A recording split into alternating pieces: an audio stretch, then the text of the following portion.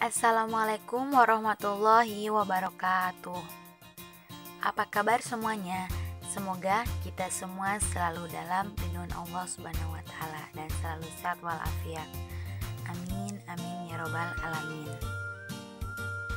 Nah, pada pertemuan kali ini izinkan kami dari kelompok 10 untuk mencoba menjelaskan materi mengenai standar nasional pendidikan. Bismillahirrahmanirrahim. Alhamdulillahirabbil alamin wa bihi nasta'in wa ala umuri dunya waddin wassalatu wassalamu ala asrofil anbiya'i wal mursalin wa ala alihi wa sahbihi ajmain. Asyhadu alla ilaha illallah wa asyhadu anna muhammadan abduhu wa rasuluhu la nabiyya ba'da. Kepada Ibu Heranitri Lestiani MSc selaku dosen pengampu mata kuliah Ilmu Dasar Pendidikan yang kami hormati, dan tak lupa juga kepada rekan-rekan yang kami banggakan.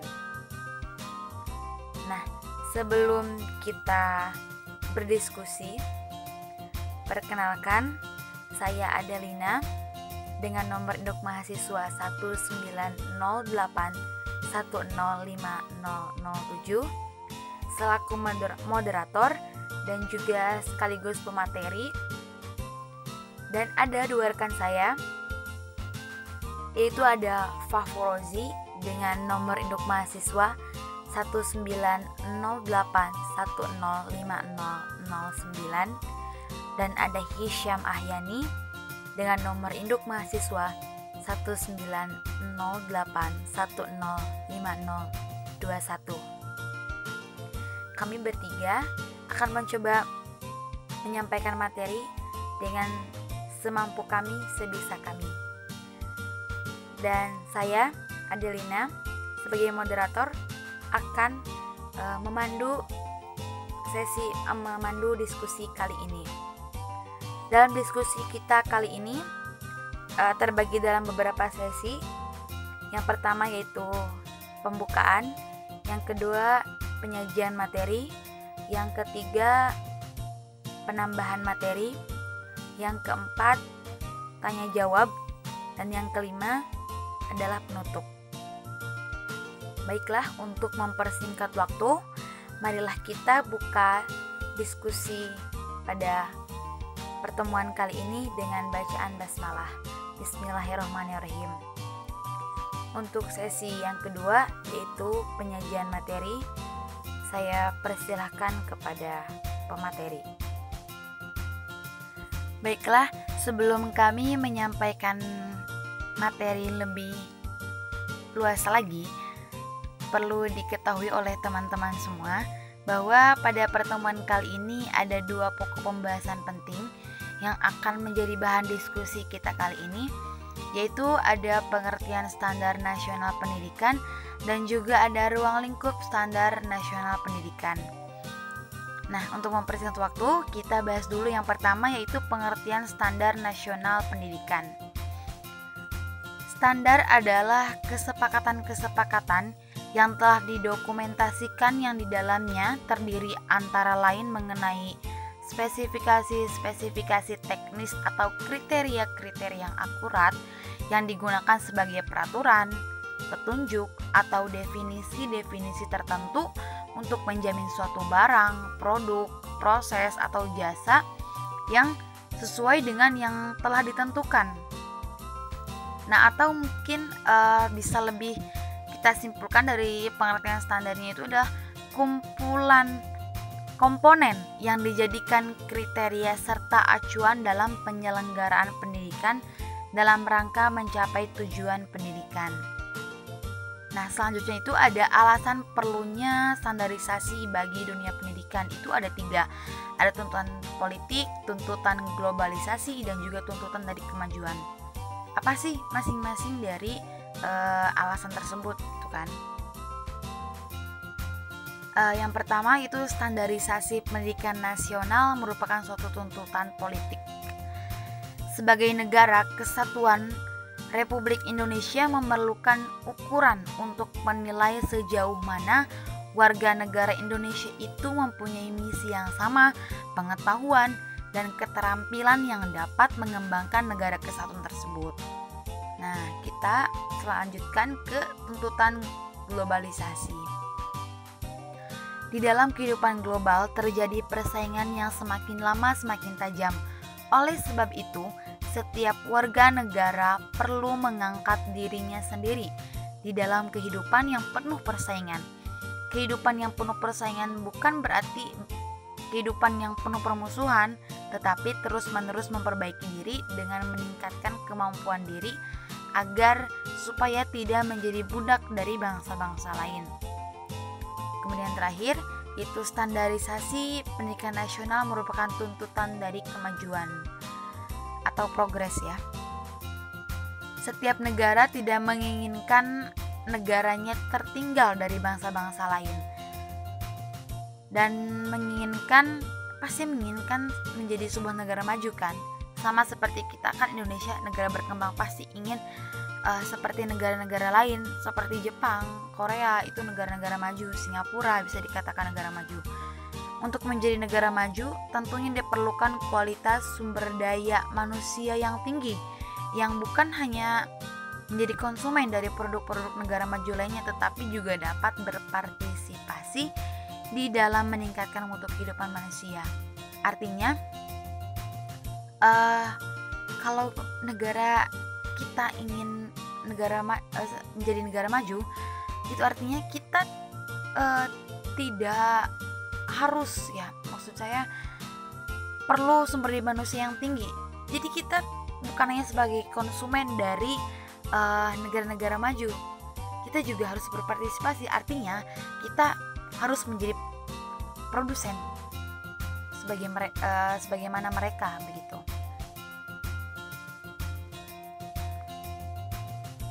Nah, kemudian ada 5 alasan standar dijadikan kebutuhan yang diperlukan dalam dunia pendidikan di Indonesia.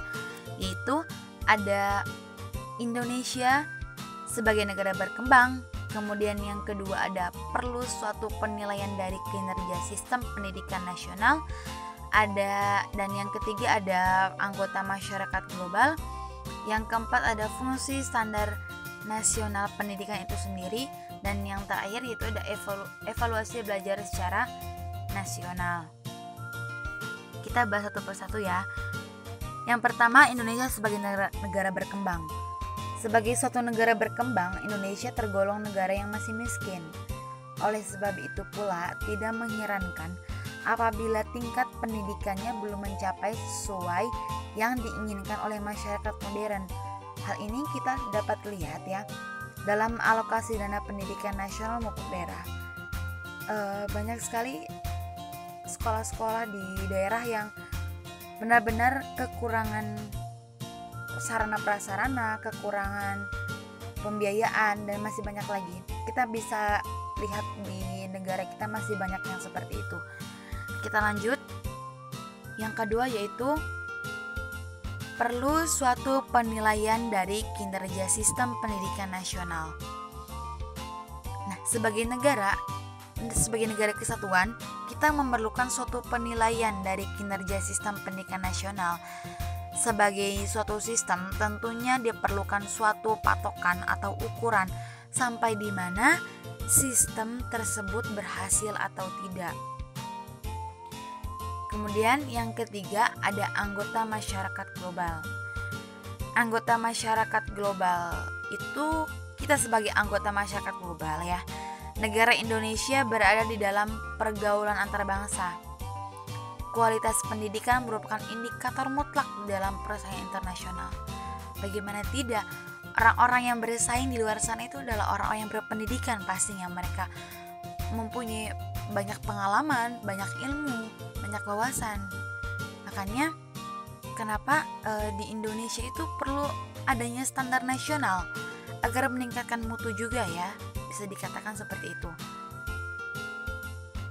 Kemudian yang keempat ada fungsi standar nasional pendidikan itu sendiri. Melihat dari fungsi standar nasional pendidikan itu sendiri, standar nasional pendidikan berfungsi untuk pengukuran kualitas pendidikan. Standar tersebut tentunya bukan merupakan ukuran yang statis yang tidak berubah, tetapi semakin lama semakin ditingkatkan. Artinya semakin lama pasti ada standar yang baru yang agar mutu pendidikan di Indonesia itu bertambah lagi, bertambah bagus lagi, bertambah baik lagi, seperti itu. Kemudian yang terakhir ada evaluasi belajar secara nasional.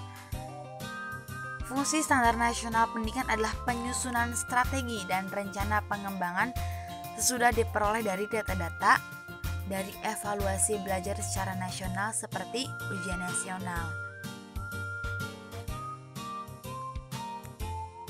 Nah, standar nasional pendidikan merupakan kumpulan komponen yang dijadikan kriteria serta acuan dalam penyelenggaraan pendidikan dalam rangka mencapai tujuan pendidikan.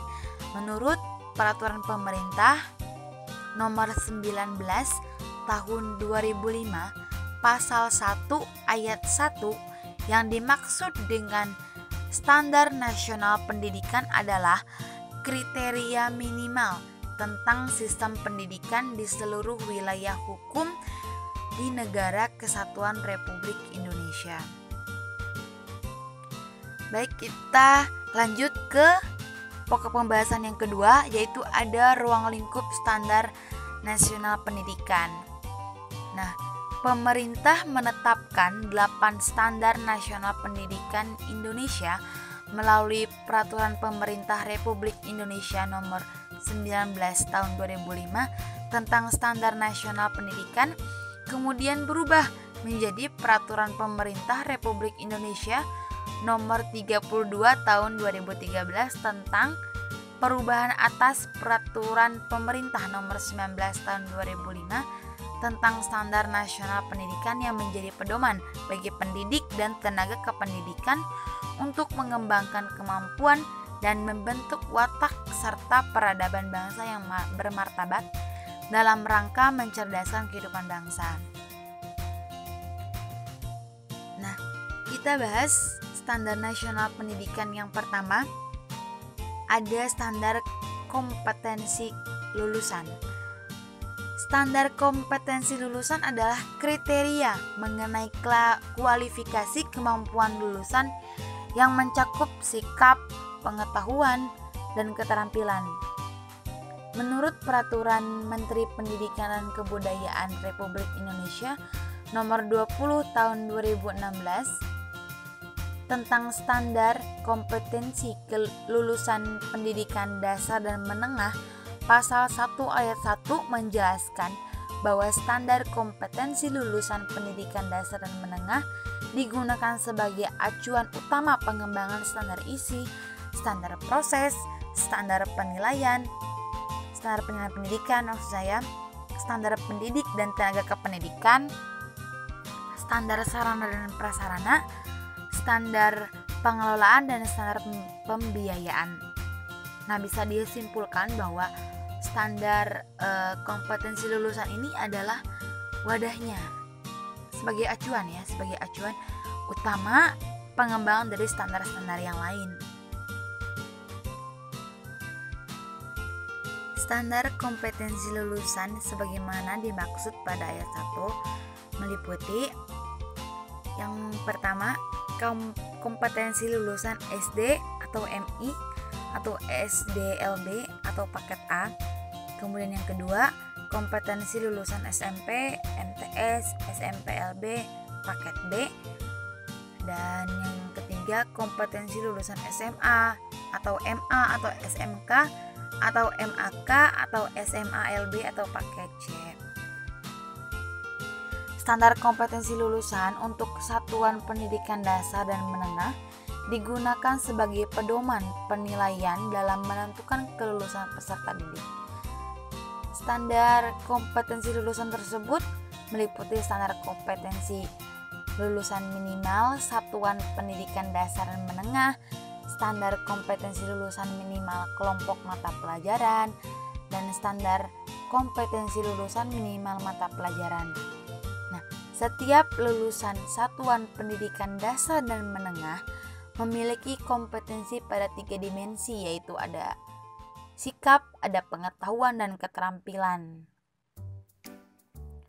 Nah, teman-teman bisa lihat di dalam makalah, dalam tabel itu ada kolom itu untuk lulusan SD, MI, SDLB, paket A, atau SMP, MTS, SMPLB atau paket B, dan SMA, MA, SMALB atau paket C. Itu mempunyai kompetensi pada dimensi sikap. Itu ada ada banyak sekali. Misalnya beriman dan bertakwa itu yang paling utama, ya kan teman-teman. Berkarakter jujur sudah pasti, bertanggung jawab juga sudah pasti, pembelajar sejati sepanjang hayat itu pasti, dan sehat jasmani dan rohani kan. Terus ada lagi untuk di dimensi pengetahuan, untuk semua jenjang memiliki pengetahuan faktual, konseptual, prosedural, dan metakognitif pada tingkat dasar berkenaan dengan ilmu pengetahuan, teknologi, seni, budaya, humaniora, begitu kan. Sama di semua jenjang. Mungkin perbedaannya ada di tingkat dasar, terus ini ada di pada tingkat teknis yang di jenjang SMP, MTS, kemudian di jenjang SMA, SMK, dan sederajat itu pada tingkat teknis, spesifik, detail, dan kompleks. Mungkin perbedaannya di situ saja. Kemudian ada dimensi bertindak, ya, dimensi bertindak di semua jenjang juga sama, ya. Keterampilan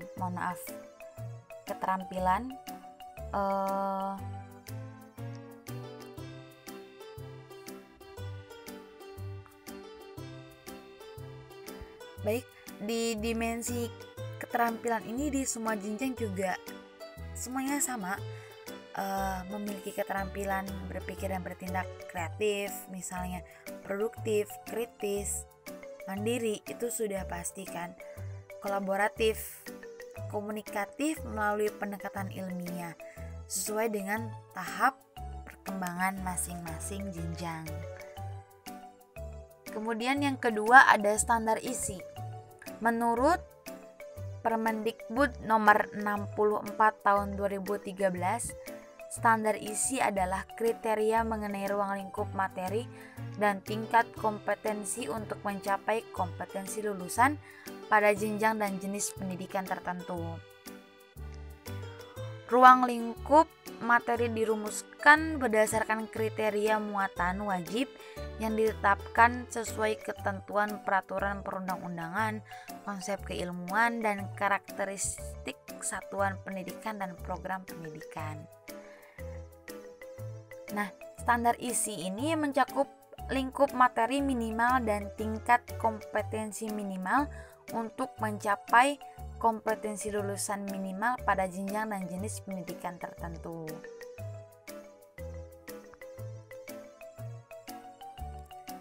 Secara umum, standar isi mencakup sasaran atau goal yang akan dicapai dan menjadi pengalaman belajar peserta didik. Hal ini bersejalan dengan urdan dalam KU dan Saulir bahwa goals are generally defined as performance objectives or what learners want to achieve. Artinya, tujuan digambarkan secara umum sebagai sasaran hasil atau hal yang ingin dicapai siswa. Nah, selain sasaran, Creedle menambahkan bahwa curriculum purposes typically include the goals, aims, and objectives and educational program. Artinya, tujuan kurikulum pada dasarnya terdiri dari sasaran, tujuan, dan program pendidikan yang objektif. Sasaran pada kurikulum 2013 dituangkan dalam SKL. Tujuan dituangkan dalam standar isi yang merupakan turunan dari SKL, terdiri dari KI dan KD, dan program pendidikan yang objektif dituangkan dalam standar proses atau standar penilaian. Kompetensi inti atau KI adalah kompetensi yang bersifat generik yang selanjutnya digunakan sebagai acuan dalam mengembangkan kompetensi yang bersifat spesifik dan ruang lingkup materi untuk setiap muatan kurikulum. Nah, kompetensi yang bersifat generik itu mencakup 3 ranah, yaitu ada ranah sikap, ada ranah pengetahuan, dan juga ada ranah keterampilan. Nah, kompetensi yang bersifat generik tadi itu ada 4 dimensi yang mempresentasikan. Yang pertama sikap spiritual, yang kedua sikap sosial, yang ketiga keterampilan, dan yang keempat ada pengetahuan. Terima kasih banyak.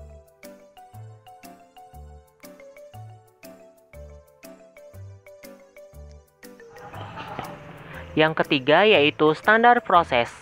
Menurut Peraturan Menteri Pendidikan dan Kebudayaan Republik Indonesia Nomor 22 Tahun 2016, Pasal 1 Ayat 1 tentang standar proses pendidikan dasar dan menengah menjelaskan bahwa standar proses pendidikan dasar dan menengah selanjutnya disebut standar proses merupakan kriteria mengenai pelaksanaan pembelajaran pada satuan pendidikan dasar dan satuan pendidikan menengah untuk mencapai kompetensi lulusan. Lampiran Peraturan Menteri Pendidikan dan Kebudayaan Nomor 22 Tahun 2016 tentang standar proses pendidikan dasar dan menengah menyatakan bahwa sesuai dengan standar kompetensi lulusan dan standar isi, maka seorang guru perlu menetapkan beberapa prinsip dalam proses pembelajaran.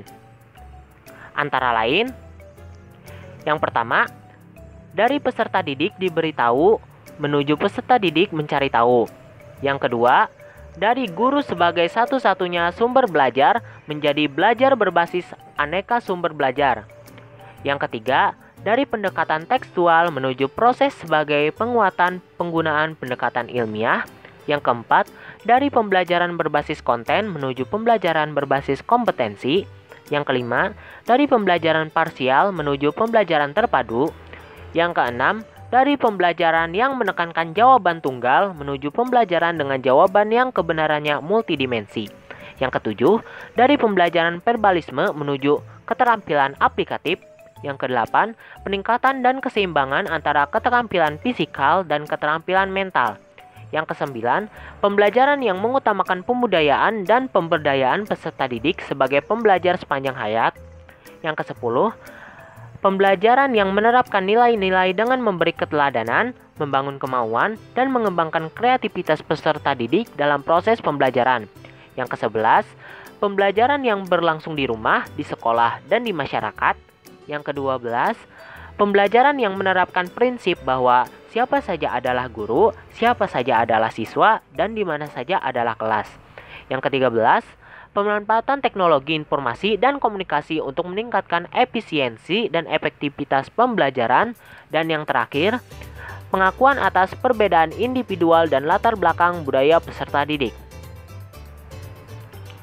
Berdasarkan paparan tersebut, guru sebagai ujung tombak pelaksanaan proses pembelajaran di sekolah memiliki tugas yang cukup berat. Mereka dituntut untuk meningkatkan kompetensi dan keahliannya terkait dengan metode dan strategi pembelajaran. Sebab, sukses tidaknya proses pendidikan dalam mewujudkan siswa yang sesuai dengan standar kompetensi lulusan itu tergantung pada keahlian seorang guru dalam mengencanakan dan melaksanakan proses pembelajaran di dalam kelas yang tertuang dalam silabus dan RVV. Standar yang keempat yaitu standar pendidik dan tenaga kependidikan. Pendidik harus memiliki kualifikasi akademik dan kompetensi sebagai agen pembelajaran, sehat jasmani dan rohani, serta memiliki kemampuan untuk mewujudkan tujuan pendidikan nasional. Kualifikasi akademik yang dimaksudkan tersebut adalah tingkat pendidikan minimal yang harus dipenuhi oleh seorang peserta didik yang dibuktikan dengan ijazah atau sertifikat keahlian yang relevan sesuai ketentuan perundang-undangan yang berlaku.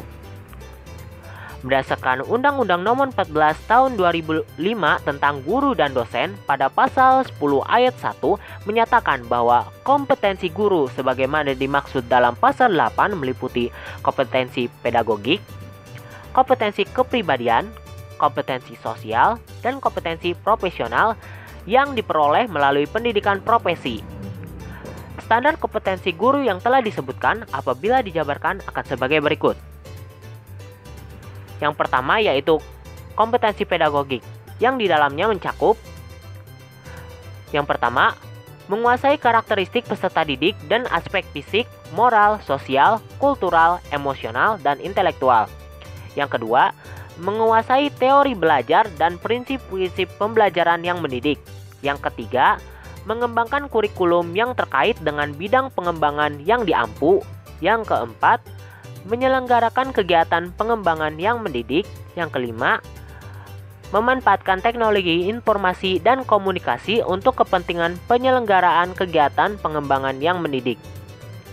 Selanjutnya yaitu kompetensi kepribadian, di mana di dalamnya mencakup yang pertama, bertindak sesuai dengan norma agama, hukum, sosial, dan kebudayaan nasional Indonesia. Yang kedua, menampilkan diri sebagai pribadi yang jujur, berakhlak mulia, dan teladan bagi peserta didik dan masyarakat. Yang ketiga, menampilkan diri sebagai pribadi yang mantap, stabil, dewasa, arif, dan berwibawa. Yang keempat, menunjukkan etos kerja, tanggung jawab yang tinggi, rasa bangga menjadi guru, dan rasa percaya diri. Yang terakhir, menjunjung tinggi kode etik profesi guru. Selanjutnya yaitu kompetensi sosial, yang di dalamnya mencakup yang pertama, bersikap inklusif, bertindak objektif, serta tidak diskriminatif karena pertimbangan jenis kelamin, agama, ras, kondisi fisik, latar belakang keluarga, dan status sosial ekonomi. Yang kedua, berkomunikasi secara efektif, empatik, dan santun dengan sesama pendidik, tenaga kependidikan, orang tua, dan masyarakat. Yang ketiga, beradaptasi di tempat bertugas di seluruh wilayah Republik Indonesia yang memiliki keragaman sosial budaya. Yang keempat, berkomunikasi dengan komunitas profesi sendiri dan profesi lain secara lisan dan tulisan atau bentuk lain. Kompetensi guru yang terakhir yaitu kompetensi profesional yang di dalamnya mencakup yang pertama, menguasai materi, struktur, konsep, dan pola pikir keilmuan yang mendukung mata pelajaran yang diampu. Yang kedua, menguasai standar kompetensi dan kompetensi dasar mata pelajaran atau bidang pengembangan yang diampu. Yang ketiga, mengembangkan materi pembelajaran yang diampu secara kreatif. Yang keempat, mengembangkan keprofesionalan secara berkelanjutan dengan melakukan tindakan reflektif. Adapun persyaratan pengadaan tenaga pendidik diatur dalam Peraturan Pemerintah Nomor 38 Tahun 1962 pada Pasal 9 Ayat 1, yaitu yang pertama, sehat jasmani dan rohani yang dinyatakan dengan tanda bukti dari yang berwenang. Yang kedua, berkepribadian yang meliputi beriman dan bertakwa kepada Tuhan Yang Maha Esa dan berkepribadian Pancasila.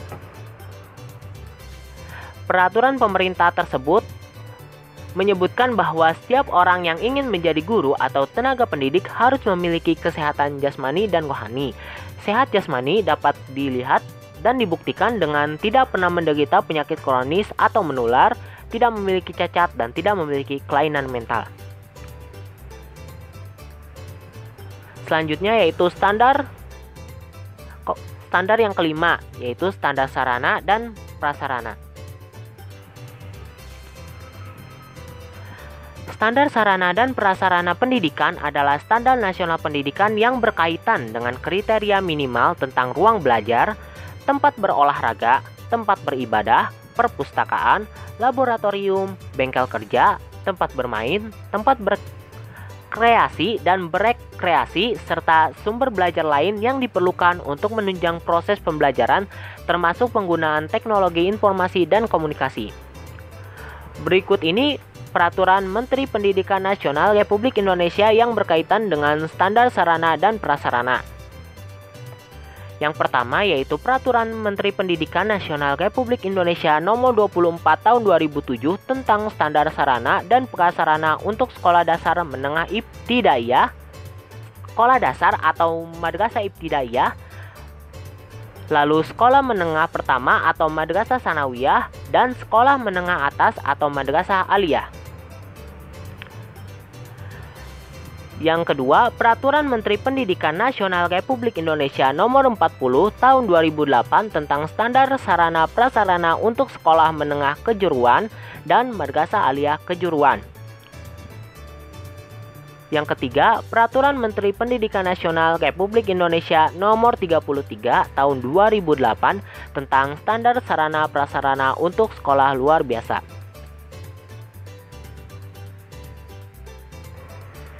Selanjutnya, standar pendidikan nasional yang keenam akan disampaikan oleh Saudara Hisham.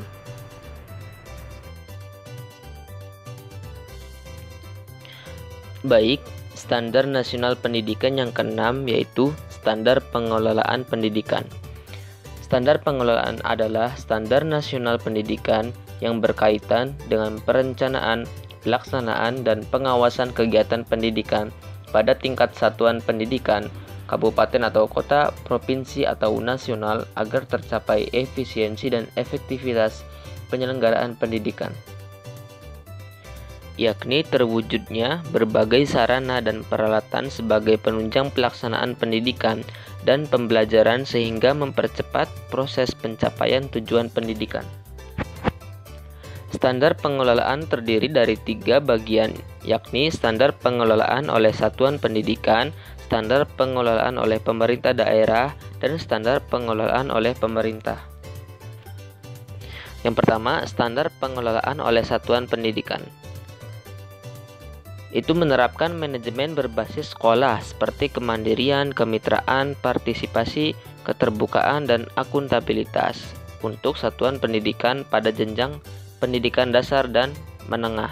Sedangkan pada perguruan tinggi menerapkan otonomi perguruan tinggi yang dalam batas-batas yang diatur dalam ketentuan perundang-undangan yang berlaku. Yang kedua, standar pengelolaan oleh pemerintah daerah. Pemerintah daerah menyusun rencana kerja tahunan bidang pendidikan dengan memprioritaskan program seperti wajib belajar, peningkatan angka partisipasi pendidikan untuk jenjang pendidikan menengah, terus penuntasan pemberantasan buta aksara, peningkatan status guru sebagai profesi, akreditasi pendidikan, peningkatan relevansi pendidikan terhadap kebutuhan masyarakat, dan pemenuhan standar pelayanan minimal atau SPM bidang pendidikan. Nah, lalu standar pengelolaan yang ketiga adalah standar pengelolaan oleh pemerintah. Pemerintah menyusun rencana kerja tahunan bidang pendidikan dengan memprioritaskan program yang sama seperti pada standar pengelolaan oleh pemerintah daerah. Kemudian standar nasional yang ketujuh yaitu standar pembiayaan pendidikan. Pembiayaan pendidikan terdiri atas biaya investasi, biaya operasi, dan biaya personal. Biaya investasi itu sendiri meliputi biaya penyediaan sarana dan prasarana, pengembangan sumber daya manusia, dan modal kerja tetap. Biaya personal meliputi biaya pendidikan yang harus dikeluarkan oleh peserta didik untuk bisa mengikuti proses pembelajaran secara teratur dan berkelanjutan. Sedangkan biaya operasi satuan pendidikan meliputi gaji pendidik dan tenaga kependidikan serta segala tunjangan yang melekat pada gaji, bahan atau peralatan pendidikan habis pakai, dan biaya operasi pendidikan tak langsung berupa daya air, jasa telekomunikasi, pemeliharaan sarana dan prasarana, uang lembur, transportasi, konsumsi, pajak, asuransi, dan lain sebagainya. Secara khusus disebutkan bahwa dana pendidikan selain gaji pendidik dan biaya pendidikan kedinasan dialokasikan minimal 20% dari APBN pada sektor pendidikan dan minimal 20% dari APBD. Gaji guru dan dosen yang diangkat oleh pemerintah dialokasikan dalam APBN dan APBD. Partisipasi masyarakat dalam pendidikan berbasis masyarakat adalah dengan berperan serta dalam pengembangan, pelaksanaan kurikulum, dan evaluasi pendidikan, serta manajemen dan pendanaannya sesuai dengan standar nasional pendidikan. Pemerintah dan pemerintah daerah wajib menjamin tersedianya dana guna terselenggaranya pendidikan bagi setiap warga negara yang berusia 7-15 tahun. Kemudian standar nasional yang terakhir, itu yang ke-8, standar penilaian pendidikan. Standar penilaian pendidikan adalah standar nasional pendidikan yang berkaitan dengan mekanisme, prosedur, dan instrumen penilaian hasil belajar peserta didik. Penilaian pendidikan pada jenjang pendidikan dasar dan menengah terdiri atas penilaian hasil belajar oleh pendidik, penilaian hasil belajar oleh satuan pendidikan, dan penilaian hasil belajar oleh pemerintah.